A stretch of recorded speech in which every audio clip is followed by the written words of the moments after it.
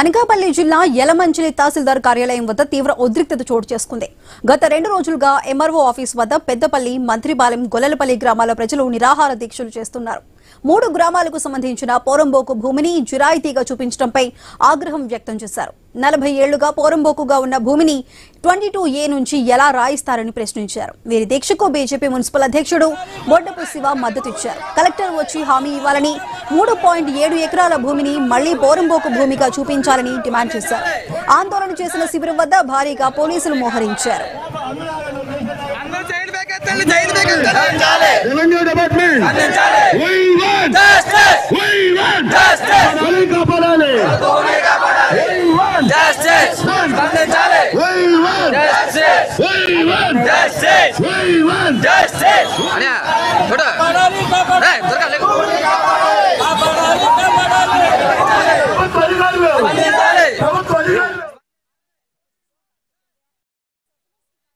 Government land నుంచి 22A delete చేశారు అంటే వాళ్ళకి రైట్ లేకుండా రిలీట్ చేయరు కదా.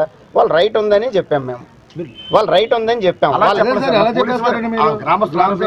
మీరు రికార్డ్ చూడండి సార్, సర్టిఫికేట్ కాదు.